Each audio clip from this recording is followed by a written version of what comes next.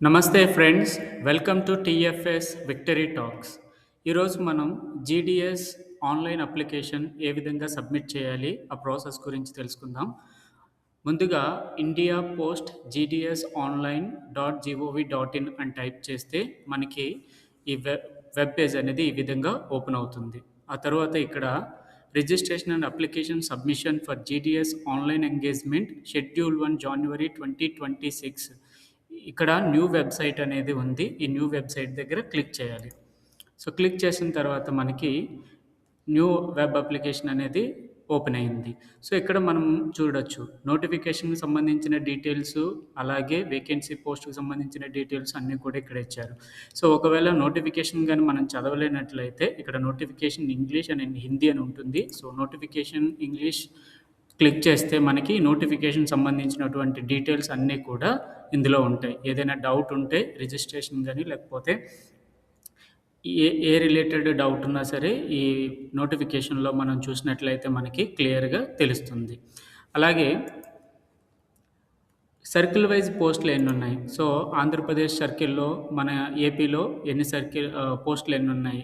So మొత్తం 1060 ఉన్నాయి.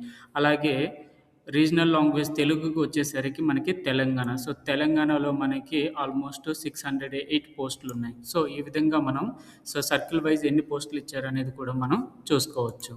ఆ తరువాత ఇక్కడ application instructions and fees instructions ఇవన్నీ కూడా మనకి ఇక్కడ క్లియర్‌గా ఇవ్వడం జరిగింది. అలాగే వేకెన్సీ పోస్టులు. సో వేకెన్సీ పోస్ట్‌లో సర్కిల్ వైస్ ఉంటుంది కాబట్టి మనది ఆంధ్రప్రదేశ్ సర్కిల్ క్లిక్ చేసుకొని అండ్ డివిజన్. సో ఏ డివిజన్‌లో మనం అప్లై చేయాలనుకుంటున్నాము. సో మీరున్నటువంటి మీ డిస్ట్రిక్ట్ డివిజన్ ఏదైతే ఉందో అది, లేదంటే వేరే డివిజన్స్‌కి ఏమైనా అప్లై చేస్తే ఆ డివిజన్స్ మనం సెలెక్ట్ చేసుకోవచ్చు. సో ఏదైనా ఒక డివిజన్‌కి మాత్రమే మనం అప్లై చేయాలి.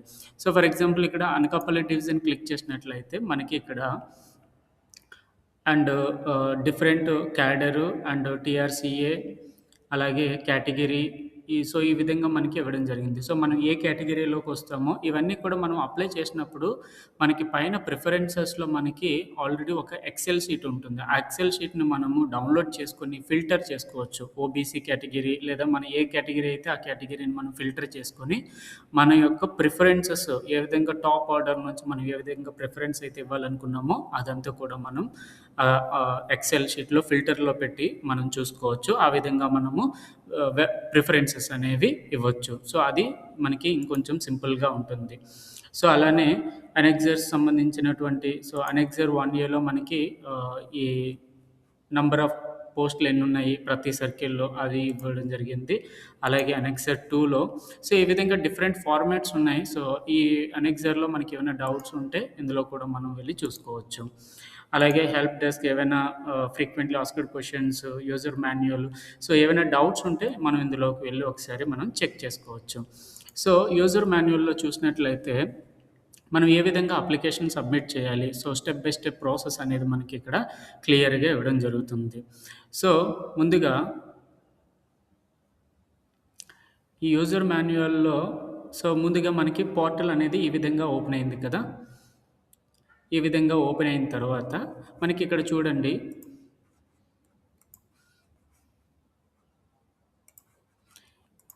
ఈ పోర్టల్‌లో నోటిఫికేషన్‌లో చూసినట్లయితే రిజిస్ట్రేషన్ అనేది 31 జనవరి స్టార్ట్ అయింది. అలాగే ఎండ్ డేట్ అనేది 14థ్ ఫిబ్రవరి. ఫిబ్రవరి 14థ్‌కి రిజిస్ట్రేషన్ అనేది ఎండ్ అయిపోతుంది.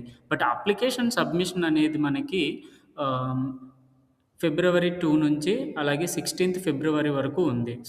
16థ్ ఫిబ్రవరి వరకు అప్లికేషన్ అనేది సబ్మిట్ చేసి ఉండొచ్చు. ఆల్రెడీ మనం 14థ్ ఫిబ్రవరిలో లోపు మనం రిజిస్ట్రేషన్ కంప్లీట్ చేసుకున్నట్లయితే కంగారు పడాల్సిన అవసరం లేదు. ఎందుకంటే అప్లికేషన్ సబ్మిషన్ డేట్ అనేది ఇక్కడ 16థ్ ఫిబ్రవరి ఇచ్చారు. ఈ లోపు మనం అప్లికేషన్ అనేది సబ్మిట్ చేయాలి. బట్ అలా అని చెప్పి ఆ డేట్ వరకు వెయిట్ చేయొద్దు. అలాగే ఏవైనా కంగారులో ఏవైనా మిస్టేక్స్ చేసినట్లయితే మళ్ళీ అవి ఎడిట్ చేసుకోవడానికి, కరెక్ట్ చేసుకోవడానికి మళ్ళీ మనకి అవకాశం ఉంటుంది.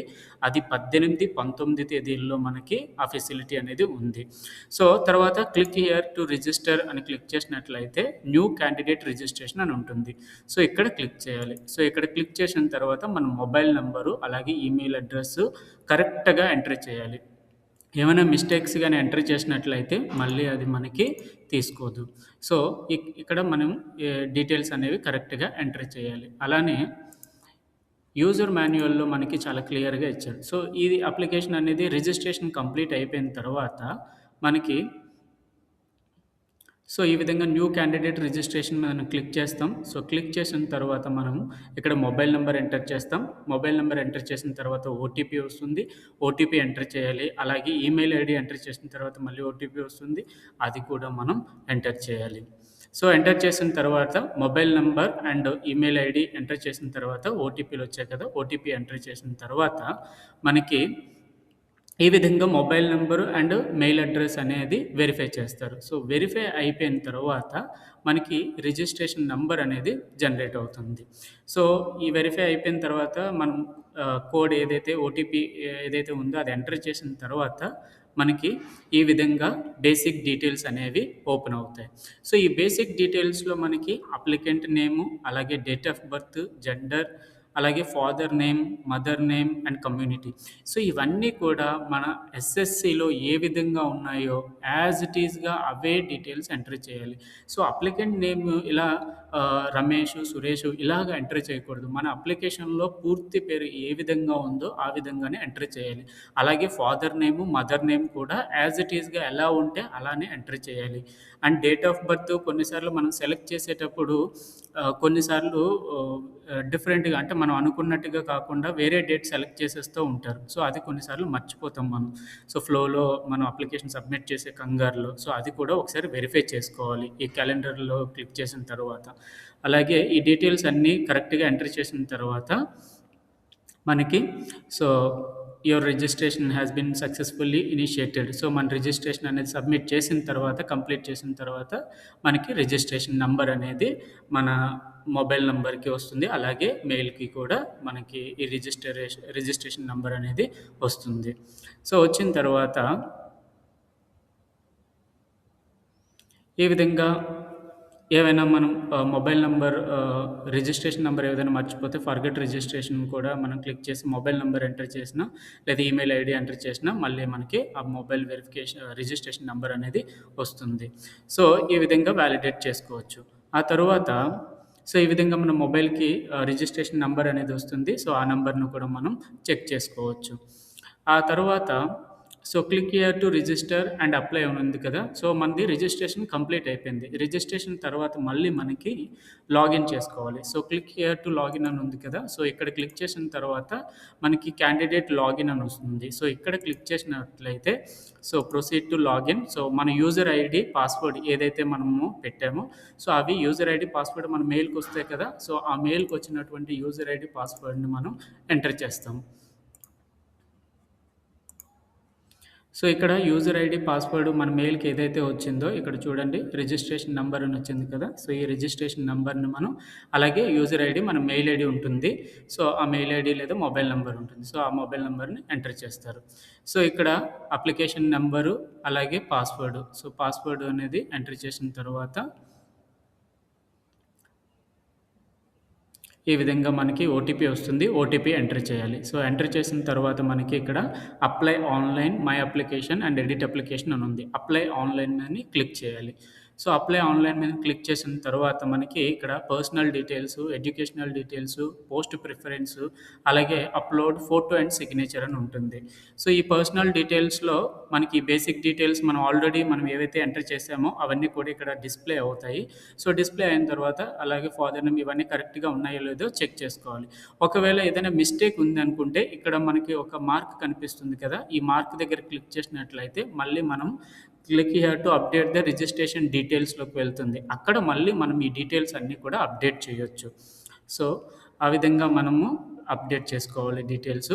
తర్వాత ఈ ప్రొఫైల్ అది ఏమైనా మిస్టేక్స్ ఉంటే అవన్నీ కూడా అప్డేట్ చేసుకున్న తర్వాత మిగతా డీటెయిల్స్ ఎంప్లాయ్‌మెంట్ డీటెయిల్స్ అవన్నీ కూడా ఎంటర్ చేస్తాం. ఎంటర్ చేసిన తర్వాత మనకి ఇక్కడ డిపార్ట్మెంట్ పోస్టులు అంటే మనకి అడ్రస్. సో, మన address permanent address and present address ఏదైతే ఉందో అది ఎంటర్ చేస్తామో. ఎంటర్ చేసిన తర్వాత మనకి పర్సనల్ డీటెయిల్స్ ఎంటర్ చేసిన తర్వాత ఎడ్యుకేషనల్ డీటెయిల్స్ ఉంటాయి. సో, ఎడ్యుకేషనల్ డీటెయిల్స్‌లో ఎస్ఎస్‌సి సర్టిఫికేట్ ఏదైతే ఉందో ఆ సర్టిఫికేట్‌లో ఉన్న విధంగా ఇవన్నీ కూడా అప్డేట్ చేయాలి. ఇయర్ ఆఫ్ పాసింగు, అలాగే SSC memo number. So, SSC memo number దగ్గర చాలామంది మిస్టేక్స్ చేస్తూ ఉంటారు. సో, ఎస్ఎస్‌సి మెమో నంబర్ అనేది మనకి ఎస్ఎస్‌సి సర్టిఫికేట్‌లో ఒక క్యూఆర్ కోడ్ లాంటిది ఉంటుంది. టాప్ లెఫ్ట్‌లో మనకి క్యూఆర్ కోడ్ లాంటిది ఉంటుంది. దాని పైన ఒక సీరీస్‌తో డబ్ల్యూడబ్ల్యూ అని గాని, కేకే అని గాని, ఎంఎం అని గాని ఒక సీరీస్‌తో మనకి ఒక నంబర్ స్టార్ట్ అవుతుంది. సో, ఆ నంబర్ అనేది ఎంటర్ చేయాలి. So, enter any of the following SSC memo number, SSC certificate number, roll number, registration number or hall ticket number. So, ఇక్కడ ఈ ఎస్ఎస్‌సి మెమో నంబర్ గాని ఇక్కడ ఇచ్చారు. Enter any one of the following SSC memo number or SSC certificate number, roll number, registration number or hall ticket number అని ఉంది. So, ఇక్కడ మనం ఈ ఎస్ఎస్‌సి మెమో నంబర్ గాని, లేకపోతే హాల్ టికెట్ నంబర్ అని కూడా ఇచ్చారు. సో, ఆ విధంగా మనం ఇది ఎంటర్ చేసుకోవాలి. ఎంటర్ చేసుకున్న తర్వాత ఈ విధంగా మార్క్స్ అనేది కూడా ఏ సబ్జెక్ట్‌లో ఎన్నెన్ని మార్క్స్ వచ్చాయో అవన్నీ కూడా అప్డేట్ చేసుకోవాలి. సో, అప్డేట్ చేసుకున్నట్లయితే ఆటోమేటిక్‌గా ఇక్కడ మార్క్స్ కింద కన్వర్ట్ అయిపోతూ ఉంటుంది. మనం కొన్నిసార్లు మనకేంటంటే సీజీపీఏలోను, పాయింట్స్‌లోను ఉంటాయి. ఆ పాయింట్స్‌లోని యాజ్ ఇట్ ఈస్‌గా ఏముంటే అవి ఎంటర్ చేస్తే ఇక్కడ ఆటోమేటిక్‌గా మీకు మార్క్స్‌లో కూడా కన్వర్ట్ అవుతుంది. సో, అది మనం ఒకసారి చూడొచ్చు.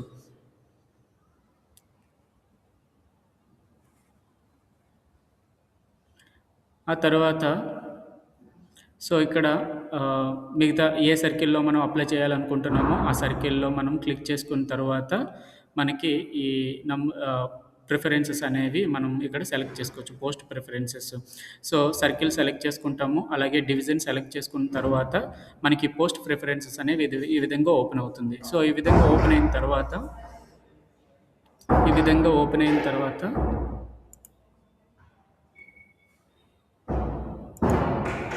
సో, మనకి పోస్ట్ ప్రిఫరెన్సెస్‌లో లెవెల్ 1లో ఎన్ని పోస్టులున్నాయో ఒకసారి చూసుకుంటాం. సో, పోస్ట్ ప్రిఫరెన్సెస్ అనేవి మనకు ప్రయారిటీని బట్టి 1, 2, 3, 4 అనేది నంబరింగ్ అనేది ఇవ్వాలి. సో, ఇచ్చిన తర్వాత మనకి నంబర్ ఆఫ్ పోస్టులన్నీ కూడా అప్డేట్ చేసుకున్న తర్వాత ఇక్కడ ప్రిఫరెన్స్ సమ్మరీ అనేది మనం ఇక్కడ చూడొచ్చు. ఆ తర్వాత ఫోటో అండ్ సిగ్నేచర్. సో, ఇక్కడ మనకి కొంచెం టైం పడుతుంది. సో, ఆన్‌లైన్‌లో కూడా మనకి GDS photo resize and signature అని టైప్ చేస్తే మనకి అందులో కూడా మనకి ఓపెన్ అవుతుంది. సో, అందులోనైనా చేసుకోవచ్చు. లేదంటే నార్మల్‌గా 30 కేబీ ఏదైతే ఫార్మాట్ డీటెయిల్స్ ఇచ్చారో ఆ డీటెయిల్స్ ప్రకారంగా మనం ఇక్కడ అప్డేట్ చేసుకోవాలి. సో, ఈ 2 మనం రెడీగా పెట్టుకొని ఉంటే అండ్ ఎస్ఎస్‌సి సర్టిఫికేట్ పక్కన ఉంటే మన అప్లికేషన్ అనేది తొందరగా కంప్లీట్ చేసుకోవచ్చు స్మూత్‌గా. ఓకే. సో, ఆ తర్వాత ఇవంతా అయిపోయిన తర్వాత ప్రివ్యూ చేసుకొని ఏమైనా డీటెయిల్స్‌లో ఏమైనా రాంగ్ ఇచ్చామా? లేకపోతే ఏంటనేది చూసుకొని, ఒకవేళ ఏమైనా మిస్టేక్స్ ఉంటే ఎడిట్ అప్లికేషన్‌లో చూసుకొని, ఆ తర్వాత అప్లికేషన్ మనం సబ్మిట్ చేసుకోవాలి. సో, ఈ విధంగా ప్రివ్యూ అనేది ఓపెన్ అవుతుంది. సో, ప్రివ్యూ ఓపెన్ అయిన తర్వాత సబ్మిట్ అప్లికేషన్ అని టైప్ చేస్తే, అది క్లిక్ చేసిన తర్వాత మన అప్లికేషన్ అనేది సబ్మిట్ అయిపోతుంది. సో, ఈ విధంగా ఆ తర్వాత మనకి ఫీ పేమెంట్ ఓపెన్ అవుతుంది. సో, ఫీ పేమెంట్‌లో UPI, credit card, debit card ఏదైతే అది అందులో మనం చేసుకోవచ్చు. అది కంప్లీట్ అయిపోయిన తర్వాత మనకి పేమెంట్ ఉంటుంది. సో, పేమెంట్ అనేది రూ. 100 ఉంటుంది. లేదంటే ఫీమేల్ క్యాండిడేట్స్‌కి అయితే పేమెంట్ అనేది ఏమి ఉండదు. సో, ఈ విధంగా మనం అప్లికేషన్‌ని మనం సబ్మిట్ చేసుకోవాలి. సో, ఇది కంప్లీట్‌గా మన అప్లికేషన్‌ని ఏ విధంగా సబ్మిట్ చేసుకోవాలి అనే దానికి ప్రాసెస్. సో, ఆ తర్వాత మళ్ళీ మనకి మై అప్లికేషన్ అనేది ఈ registration number, application number, status completed అని ఉంటుంది. ఇక్కడ మనం డౌన్‌లోడ్ పీడీఎఫ్ అని క్లిక్ చేస్తే మనం సబ్మిట్ చేసినటువంటి అప్లికేషన్ అనేది డౌన్‌లోడ్ చేసుకోవచ్చు. సో, ఇది కంప్లీట్‌గా step by step online application ఏ విధంగా సబ్మిట్ చేయాలనేది. సో, మీకు ఈ వీడియో గాని హెల్ప్‌ఫుల్‌గా అనిపిస్తే లైక్ చేయండి, షేర్ చేయండి అండ్ సబ్స్క్రైబ్ చేయండి. అండ్ మీకేదైనా డౌట్ ఉంటే వీటికి రిలేటెడ్‌గా మీకు కామెంట్స్ బాక్స్‌లో కామెంట్ చేయండి. Thank you.